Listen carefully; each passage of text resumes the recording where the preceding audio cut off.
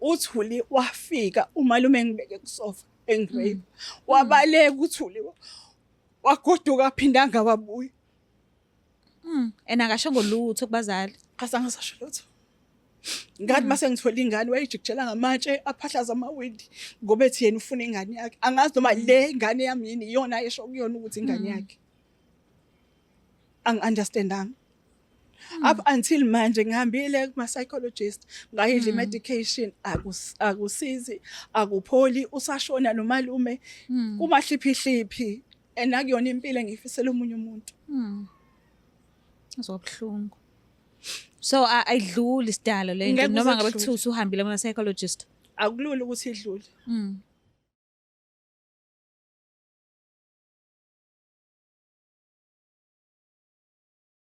Ngiyanibingelela lana ke babukeli beBlack Life TV kuphi nakuphi la kufika khona lo mbukiso. Igama lami nginguStufuze Dlanga Malezulu. Lezi izigameko zempilo. So namhlanje ngivakashela uma zokuchazela kabanzi ukuthi bamgila ngani nanokuthi ke ingabe usahila yini. Sike simuze ukuthi ingabe usiphatheleni. Sawubona? Sawubona ngane yami. Kunjani? Ngiyaphila sisinjani? Ngiyaphila nami. Ngicela ukubuza ngihlelo mabani? uMakhosazana eGasa. Gasa. Yebo. All right. Ubuya kuphi ngokuhlala? Ngibuya ngizalelwe eNanda ngakhulela eNanda but sengihlala eNtuzuma. Okay. eNanda bahlezi bekhala ukuthi hey bugebengu this bugebengu that. Is it true? Yeah, I mean yonke indawo khona ubugebengu. Bayakhala kakhulu kodwa ngeNanda. I think it's because kuyindawo enkulu. Oh, okay. So iba nama section angafani like mina bengihlala eMachobeni khona indawo kuthi kaGwala. Kube khona ematendeni Matikwe Mission Tsolenye ziningi Cool kakhulu inani. Yes. Okay. So benjani ke impilo yakho usakhula? Ngikhulele kagogo. Ugogo muphi? Ukababa noma kamama? Ozala uma. Okay. So mangikhula kagogo ngizothi nje imina ngedwa intombazane because bekhona umalume no auntie. So ngokuhamba kwesikhathi abantu bahambe baye endaweni zabo. So basically mina bengingane kagogo nomkhulu. Owami uma ukhona uyaphila nangaleso sikhathi ube khona eshadile uMrs Mfeka ehlala eNtuzuma. Okay. So mina ngisibiza sibongo samfeka but kulokho kunale question mark yokuthi yini indaba ngihlala eNtuzuma because usiswami nobhuti wami bahlala noma nobaba. Okay. Wena wedwa uhlala nogogo nomkhulisi. Oh, then ama siblings akho ahlala noma. Oh, okay. Well ke ngibuye ngibuke lento yokuthi mina nobhuti wami silamane eduze kakhulu. Sishiyana exactly ngonyaka. Mina ngwa-April 9 yena April 10 the following year. Oh, okay. So ngabuye ngayibuka kanjalo ngi-analyze ngingedwa engekho umuntu ongitshelayo. Ngase ngiyacanga ukuthi mhlawumbe i-reason ile ukuthi umthwalo yabona bayabasiza emthwalweni. Okay. Well ngakhula ngafunda ngazenza into ezenziwa yingane. What I remember ngifunda grade 10 or standard 8 at the time. So ngaba angiphasanga. But pasanga. Angupasanga nje mina. What happened? Standard 10. Ngaphazamiseka kakhulu hayi kancane. Okay. But this thing has been going on kusukela kudala. So as ngikhula ngiyabona angikwazi ukumelana nalesi simo. Okay. Yebo ke ekhaya kwakunama responsibilities. Ekhaya kwakune farm insimi enkulu. Kusetshenzwa yonke into umkhulu wenza i-tuck shop. Kwakuba yimina njalo mangibuya esikoleni fanele ngiyongena e-tuck shop ukuze uanti osizayo ayendlini. So nje ngangiba hands on into enzasekhaya. Okay. Singekho isikhathi sokuthi kubhekwe amaphutha ngizosho kanjalo ngoba uma ngithi mina ngafail esikoleni I think it's because of umthwalo nami ngusungisinda. Well uma wayefika evakashele uGranny then bazophelezelana. Ayombeka estopini agibela ibhasi ahamba emzini wakhe. Bese kuthi ngelinye ilanga ngithi I Granny namhlanje ngicela ukumphelezela. Okay. Athi I Granny are you okay ungahamba naye. Oh, Sihambe. Uma nje siphumele emgwaqeni ngivele ngithi kena yazi kade ngikukhumbula. Manje lo muntu angimjwayele. Akayena umama kumina ngoba akahlali nami. okay. Mangivakashile emzini wakhe kuba strange ngathi ngisendaweni errong. Kodwa uzizwa umkhumbula. Mangisho kanjalo aphendule nge-anger athi ubungikhumbula nani. Hawu. Yaphela lapho i-communication phakathi kwami naye. Ngamlinda wagibela ibhasi ngajika ngabuya ngayendlini. Ngiyufeyile ku grade 10. The following year ngivele ngingayi esikoleni. Bangizamela isikole, hamba uyoqasha, hamba uyokwenza njani. Ngangaya nje inhlobo esikoleni. Ngihamba nabangani bami sayizulela, sahlala komunye umuzi wawunamantombazane. Ngilandwe ngishawe. Ngiphinde ngihlale 2 days ekhaya ngiphinde ngihambe. Up until ngaze ngakhula, ngaze ngaba nomntwana. Ngaba nomntwana 8-19. Then isikole ngase sibona afterwards. So kuhamba isikhathi asitholani kahle noma wami. But mina ngingane kaGreen. Mangithola umntwana wesibili okay fine, ngizohlala la kagogo. Athi ugogo ngilina no enza kanje ngoba phela manje wena usuzale ngazi ukuthi kwakho la. Ngicela uhambe uyekini. Yo. Liyakhemezela izulu. Nginengane entsha sanda kuzalwa. Le enyisancane mayihlanganisa 3 years. Liyani izulu and kuyawokheka. Anginayo phela imali yokugibela. Ngiwokhe ngiye khona eNtuzuma. Mangifika nje mangima phambi komnyango athi uma ufunani ngithi useUgreen angize la ngoba mina ngiyahlupha ekhaya. Wasi uhamba kumtshezi ngithaka wena uzohlala khona phindele emuva. Ngiyajika nezingane nezimpahla. Okay, kungabi nankinga ke zihamba insuku ihamba iminyaka waphindela kaGreen. Okay. Ashona uGreen ngo-2005. Maye shona impilo yabisiba mahliphi-hliphike manje. So kwafanele ngibone and into engayenza ngasathi ingane ngeshiya lo ma mina ngihambe ngiyibonise ngihlala because yileyo nto kahle kahle ayisho asibonga ukuthi ingane zakho zinombhedo okulala nokudla. Kwafika isikhathi sokuthi ngishade bla bla bla kwadlula. So into eyenzeka along the way before ngishade. Bengisebenza ngisePretoria. Okay. Usisi wami uBossi kakhulu. Endunomsindo. Ingane yami ihluphe. Ngiyafonela. Kumele ngibuye ngiseThekwini. Ingane yami ihluphe ngathi gcina sengiyekile umsebenzi. Umntwana uyimi emngaki manje? Uno 33. Yena lo wesifazane noma umfana. Oh okay. So ke bagcina nje sekumahliphi because wathi mayesesuka esengifonela the last time engifonela ngisemsebenzini kwakuyilunch kwaku after 1 wathi ngiyazi nje ubusegoli ukuthi uhubhana nabafana awubuye kuzothatha ingane yakho nihambe ngoba wena usiyena wala ekhaya. So ngiyayibuka yonke ke lento ukuthi wow. Kanti all along midla ngibiza umfeka ngisiyena wakamfeka.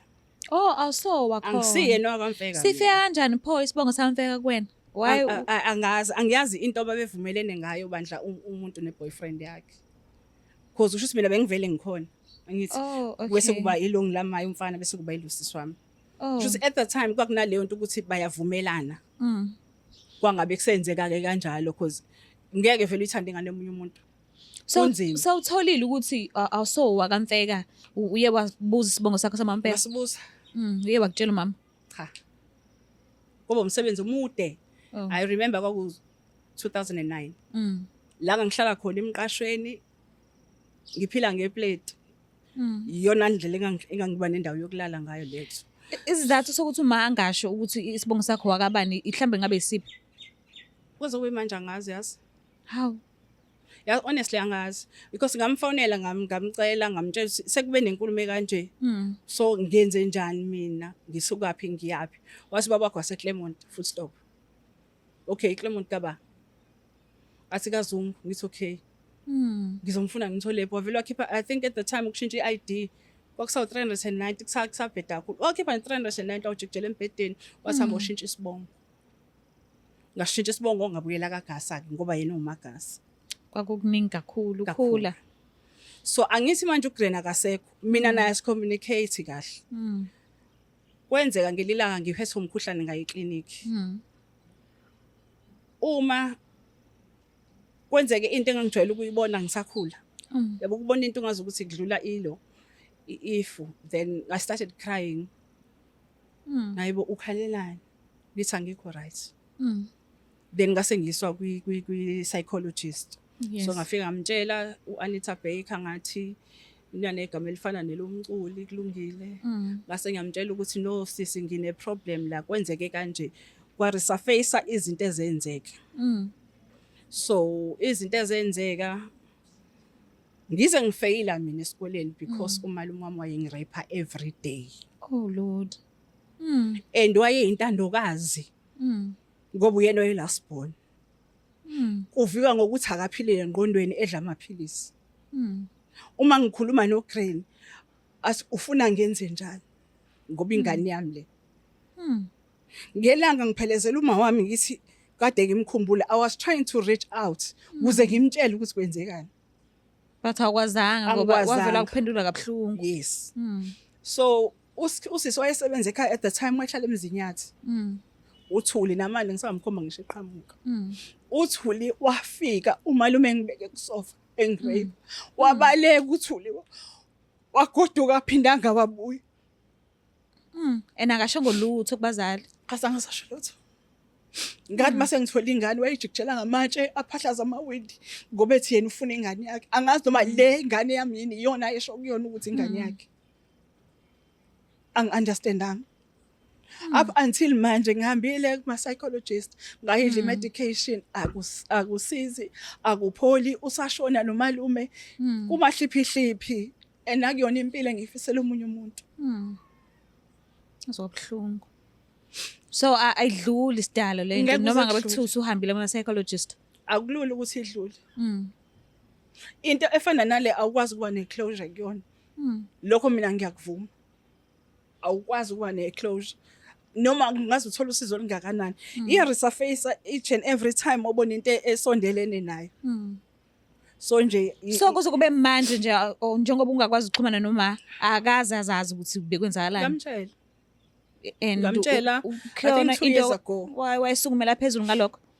Wathi kwathiwa ngoba useshonile kufanele kube isimo mhlambe sokuthi ngigezwe ngoba kusho ukuthi nginethunzi.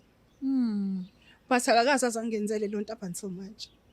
Till today. Uze kube manje. I-hatred angiyazi ukuthi ivela phi mina kuma wami. Ubaba wami bengivele ngimazi all along. And ngesikhathi besho bethu usibani imini engabanezi i-address nenumber yakhe. Ubaba bengihlezi ngihlangana naye la kulezi zinto zako Playhouse nani. Ngingazi ukuthi ubaba wami. So angazi ngoba ngingambuza ngathi nabangani. Ayiphuma impendulo. So all in all angisho ukuthi abantu abatreat abazali babo kabi, but I think kufanele sonke sibe ndawonye sikhuluma ilanguage efanayo. Umzali uma umbona ukuthi awuzwa kahle mncenge kancane. Mina it was too much because bengenayo ngisho support at all. Buwedwa. Khona sewazi ukuthi nangu baba wami mhlambe uke wazama ukusondela eduze kwakhe umbheke ukuthi mhlambe yini angabe ubaba ngayo kuwena. Ngoba phela usuzivezile njengendodakazi. I know. Kahle kwaphuma izwe engalithandanga first day sihlanganiswa yes. Wathi sekufanele ngenze njani ke manje ufuna kuhlabela imbuzi. That was the end.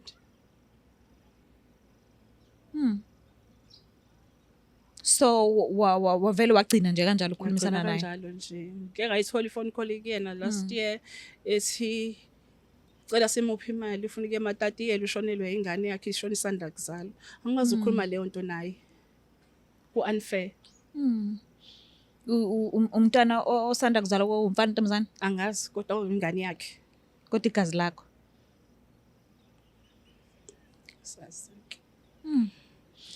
So bekunzima kakhulu kuwena usakhula and asikisi ukuzwa ngalokho njengamanje but ke nginethemba elikhulu ukuthi one day kuyokwenzeka ukwazi ukuheala udlule kuyona yonke lento le kwegwinye nje imbokodo noma ngabe kuthiwa ishisa kangakanani but kudlule ukukhulekela lokho kodwa ngiyazama ukukhuleka all the time. I've been doing it forever ngisho kanjalo because ekugcineni kosuku mina ngifuna kuphole kudlule uyayibona lonto. So angazi noma mhlambe bekufanele ngifeyisane yini lo mnikazi wodaba mhlambe angazi but manje since engekho ayikho into engizoyenza.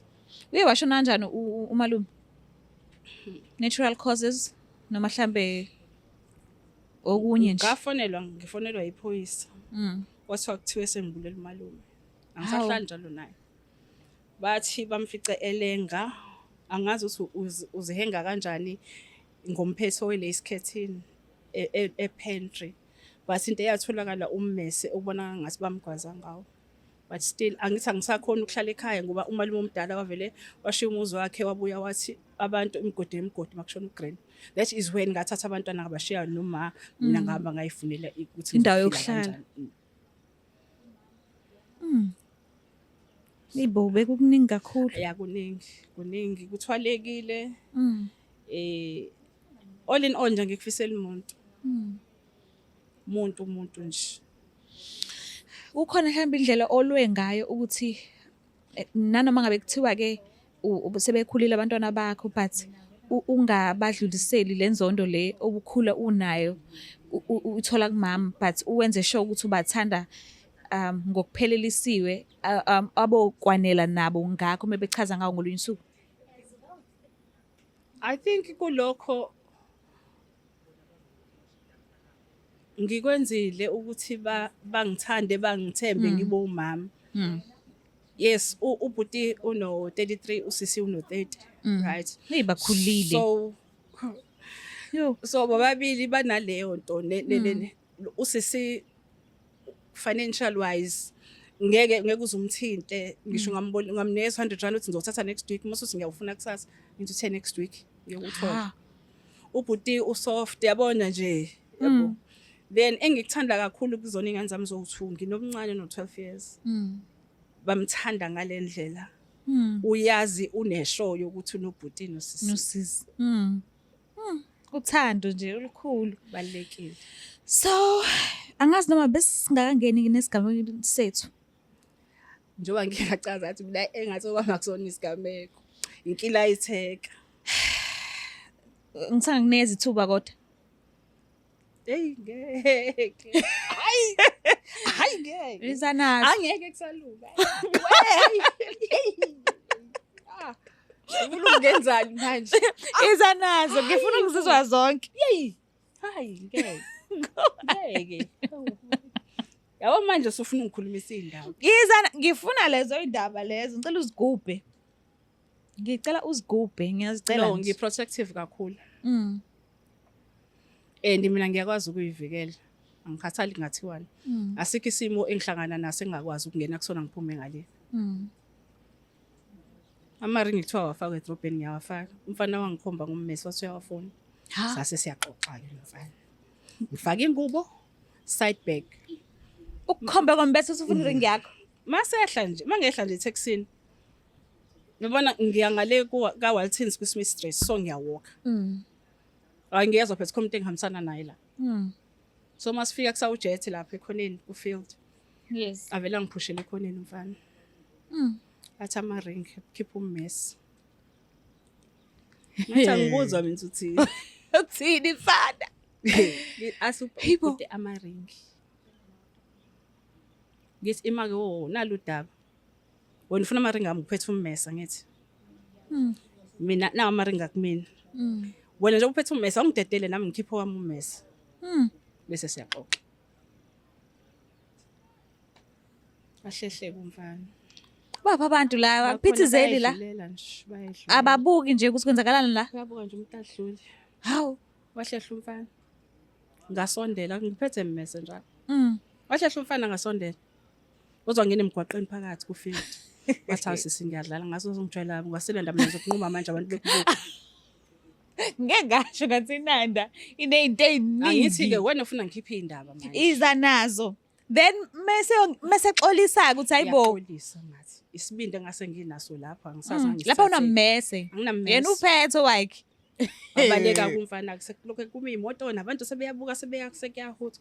Mangifika Waltons hayi isecurity lingithethise ngithi before nje yonke into ngithethise. Cela isihlalo namanzi anoshukela. Yila sekubuya khona. Uvala. Kahle mina ngiyashona. Kuri hayi umfana ngamplanela ngamhlangana naye ngelinye ilanga hayi bambona abanye abafana ukuthi unjani baxoxa nje naye kodwa ngeze kuthi ube se-ICU angikho sure sikwenzeke wamplanela ini cha nje ukuthi bamtone nje abafana bampolish Wathumela Konke. obani? Konke lokhu I think ukuthi inale anger evele ngikhule nginayo. So umuntu wesilisa ofuna ungihlukumeza kufanele ngiyivikele. So wathumela ukuthi bamshaye. Hayi, bamthola nje. Abobani labo bathumelayo? Abanye abafana njengababona istobhini. Basenanda. Phela ngithi ngihlale nathi. Ungihlukumeza. Yazi uyangihlukumeza. Lalela mina ngicela uyikhiphe zonke. Manje mawubathuma uyabaholela noma mhlawumbe khona into obathembisa yona. Angithi mina ngikhule kugcwele kakhulu abafana ekhaya. So ngumngani wabafana. Nginabangani nje. Kodwa Nkosi yami. Pho manje uyamazi lo mfana yini? Angithi kwafanele ukuthi ngiqale scout eqala ngibona ukuthi ushonaphi uhamba phi wenza kanjani. Ngayinika isikhathi. Umtadisha umfana. Umtadisha umfana. Ngase ke uma ngifike kanti guys nenye imbuzi la engijwayela. Kwathiwa iphi sister athi bafethu. Hayi phela cishe So ongitshele mengenzeka lo mfana lo ayibone le video le ungafisa ukuthini kuyena? Umuntu esifazana akahlukunyezwa full stop. Phela nje. Phela. Okunye nokunye No, ukuthi yimapha ama repercussions akukakhe lokho. Uzoyibonela. Sibonga kakhulu ma ukuthi usivashele kuhlelo lethu. Yabona. Mbuke lapha ekhaya siyacela ukuthi ungakhohlwa ukuthi usubscribe, ulike, ushare. Mina ngiyithanda kakhulu. Bye. It's the Black Life TV.